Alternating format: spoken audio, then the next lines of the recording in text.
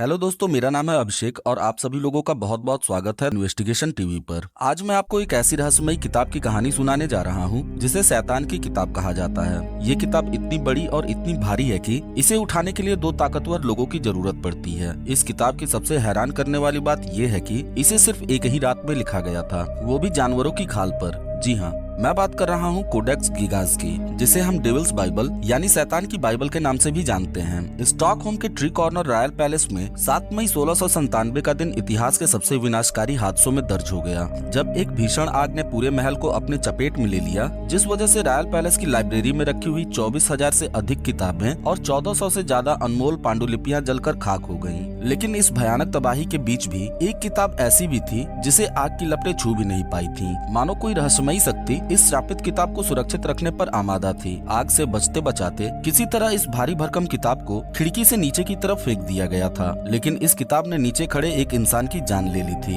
ये कोई और किताब नहीं बल्कि डेविल्स बाइबल कोडेक्स गिगास ही थी, एक ऐसी श्रापित किताब जो 800 सालों से रहस्य बनी हुई है। ये किताब जिसके पास भी गई उसे बर्बाद कर दिया। कहते हैं जब इस किताब को लिखा गया था तब इसमें 320 पन्ने हुआ करते थे और इसके पन्ने कागज के नहीं बल्कि गधों की खाल से बने हुए हैं। शैतान की बाइबल को लिखने के लिए 160 गधों के चमड़ों का इस्तेमाल किया गया है, लेकिन 320 पन्नों की इस श्रापित किताब में आज सिर्फ 310 पन्ने ही रह गए हैं। जो 10 पन्ने गायब हुए वो कहाँ हैं और उन्हें किसने हटाया था, ये आज भी एक रहस्यमयी सवाल है। लोगों की माने तो उन 10 पन्नों में शैतान को बुलाने और उससे अपनी आत्मा को बेचने जैसी विधियों के बारे में लिखा हुआ था, जिसका दुरुपयोग रोकने के लिए उन 10 पन्नों को इस किताब से हटा दिया गया था। अब सवाल ये उठता है कि अगर ये किताब इतनी खौफनाक है तो इसे लिखा ही क्यों गया, और वो शख्स कौन था जिसने शैतान की ही किताब लिख डाली। तो ये कहानी शुरू होती है 13वीं सदी के शुरुआत में। जगह थी किंगडम ऑफ बोहेमिया। ये साम्राज्य आज के समय में खत्म हो चुका है, लेकिन इस साम्राज्य को आज हम चेक गणराज्य के नाम से जानते हैं। बोहेमिया में एक मठ हुआ करता था जिसका नाम बेनेडिक्टाइन मॉनेस्ट्री था, जहाँ लोग सन्यासी की तरह जीवन जिया करते थे। मठ के नियम बहुत ही सख्त थे, जिन्हें किसी भी हाल में नहीं तोड़ा जा सकता था, और अगर किसी ने नियम तोड़ा तो उसे दिल दहला देने वाली सजा दी जाती थी। इसी मठ में एक सन्यासी यानी कि मंक रहा करता था, जिसका नाम हरमन था। हरमन बाकी सभी सन्यासियों में सबसे ज्यादा होशियार और तेज था, और हरमन को इस बात का अहंकार भी था, जिस वजह से उसने मठ के नियमों को मानना छोड़ दिया था। हरमन ने ब्रह्मचर्य का अनुशासन और मठ की गोपनीयता को भंग करना शुरू कर दिया था। हरमन ने कई ऐसे ग्रंथ भी पढ़े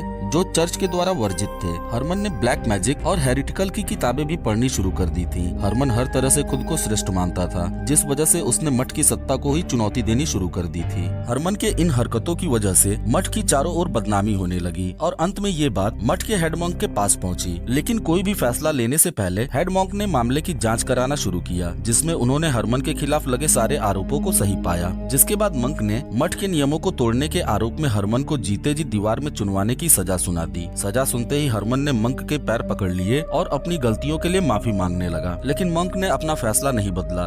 तब हरमन ने कहा, गुरुजी, ये सारे फसाद की शुरुआत मेरे वजह से हुई है। मठ की बदनामी मेरे मरने से खत्म नहीं होगी, इसलिए अगर आप मुझे जीवन दान दें तो मैं एक ऐसी किताब लिखूंगा जो आज से पहले न कभी लिखी गई थी और न ही आगे कभी लिखी जाएगी। ये किताब मठ की खोई हुई गरिमा को पुनः वापस ले आएगी और पृथ्वी के अंत तक पूरे मानव समाज की रक्षा करेगी। हरमन की बात सुन के मंक कुछ देर सोचने लगा, क्योंकि मंक भी जानता था कि हरमन भले गलतियां कर रहा था, लेकिन वो था बहुत ही विद्वान। मॉन्क को सोचता हुआ देखकर हरमन ने फिर से कहा कि मैं इस किताब को सिर्फ एक रात में लिख के खत्म कर दूंगा, ताकि कल से ही दुनिया को इस किताब के ज्ञान का फायदा मिलने लगे। हरमन की एक रात की बात सुन के मंक की आंखें आश्चर्य से भर गईं, क्योंकि एक रात में ऐसी किताब लिखना बिल्कुल असंभव था। फिर भी मंक ने हरमन की बात मानते हुए आदेश दिया कि हरमन को आज रात जिस भी चीज की जरूरत हो वो सब उसे दिया जाए, ताकि हरमन रात भर में किताब को लिख सके। लेकिन यदि हरमन ऐसा न कर पाया तो कल सुबह होते ही हरमन को दीवारों में चुनवा दिया जाए। जिसके बाद हरमन ने पूरी ईमानदारी से उस किताब को लिखना शुरू कर दिया। चूँकि हरमन भी जानता था कि उसके पास इस किताब को लिखने के लिए केवल आज रात का ही समय है, इसलिए वो पूरी जी जान से उस किताब को लिख रहा था। लेकिन ये असंभव कार्य था। एक रात में ऐसी किताब लिखना जिसमें पूरी दुनिया का ज्ञान शामिल हो, बिल्कुल असंभव सा कार्य था। अब हरमन को किताब लिखते हुए आधी रात का समय बीत चुका था और कुछ ही घंटों में दिन होने वाला था। तब हरमन को एहसास हुआ कि मैं किसी भी हाल में इस किताब को पूरी नहीं कर पाऊंगा, और हरमन समझ गया था कि अब उसे मरना ही होगा। और यही वो क्षण था जिस समय हरमन की सोच भी बदल गई और उसने एक ऐसी किताब को लिखने की सोची जिससे पूरी मानव जाति का विनाश हो जाए। चूँकि हरमन को तंत्र विद्या की भी जानकारी थी, इसलिए अंत में हरमन ने वो कदम उठाया जिसने उसकी मौत तय कर दी। हरमन ने नर्क के देवता लूसीफर से एक शैतानी किताब लिखने के बदले अपनी आत्मा को बेचने का सौदा किया। हरमन ने अंधेरे को पुकारा और बोला, तुम मुझे शक्ति दो और मैं तुम्हारा कर्ज चुकाऊंगा। अचानक से पूरे कमरे में सन्नाटा छा गया। मोमबत्ती की लौ नीली हो गई और एक ठंडी सांस ने हरमन के गले को छुआ और एक लंबी काली टेढ़ी मेढ़ी छाया कमरे में उभरी जिसके सिंग दीवारों को छू रहे थे। हरमन चुपचाप ये सब देख रहा था। तभी वो छाया बोली, तुझे मेरी मदद चाहिए। उस काली छाया की आवाज ऐसी थी मानो कोई कब्र के अंदर से बोल रहा हो। जवाब में डरते हुए हरमन ने हामी भर दी,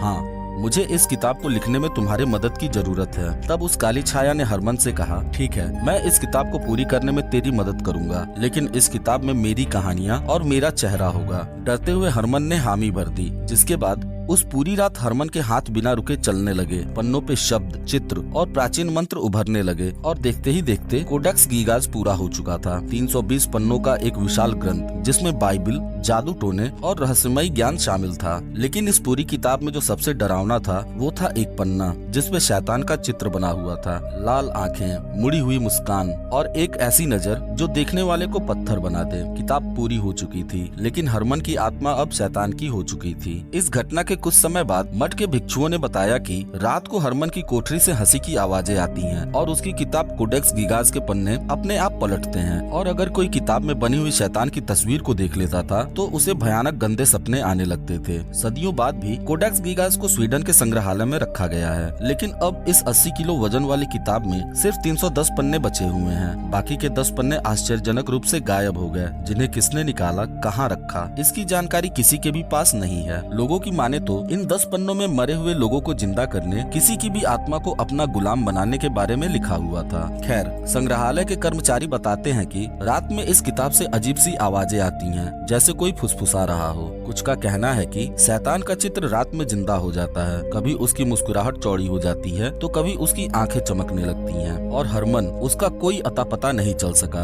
कहते हैं कि वो मठ में ही गायब हो गया। मठ के लोगों का मानना है कि शैतान को अपनी आत्मा बेचने के साथ ही वो इस किताब का हिस्सा बन गया था और आज भी उसकी आत्मा कोडेक्स गीगास के पन्नों में कैद है, जो शैतान के साथ एक अनंत सौदे में बंधी हुई है। हरमन ने अपनी इस किताब को हिब्रू भाषा में लिखा है और उसने इस किताब में शैतान की पूजा करने और शैतान को भगवान से अच्छा दिखाने की कोशिश की है, जिस वजह से लोगों ने इस किताब का नाम शैतान की बाइबिल रख दिया था। कहते हैं कि ये किताब जहाँ भी गई और जिसके भी पास गई उसे बर्बाद कर दिया। हरमन के इस किताब को लिखने के बाद से ही उस मठ की स्थिति खराब होने लगी थी। चूँकि कोडेक्स गीगास ने बहुत ही कम समय में एक रात में लिखे हुए होने के कारण बहुत प्रसिद्धि प्राप्त कर ली थी, इसलिए मठ के संतों ने वो किताब अच्छे खासे पैसे लेकर दूसरे मठ को बेच दिया। लेकिन जैसे ही ये किताब दूसरे मठ में पहुंची, वहाँ रहस्यमयी तरीके से हजारों लोगों की मौत हो गई, जिसके बाद इस किताब को ऑस्ट्रिया के राजा रुडोल्फ ने खरीद लिया। लेकिन बदकिस्मती से राजा रुडोल्फ को अपनी सत्ता गंवानी पड़ी। बिल्कुल ऐसा ही हुआ स्वीडन की महारानी क्वीन क्रिस्टीना के साथ। इस किताब की वजह से क्वीन क्रिस्टीना की कभी शादी नहीं हो सकी, जिस वजह से उन्होंने कैथोलिक धर्म को अपना लिया था और इसी वजह से उन्हें राजगद्दी से हटा दिया गया था।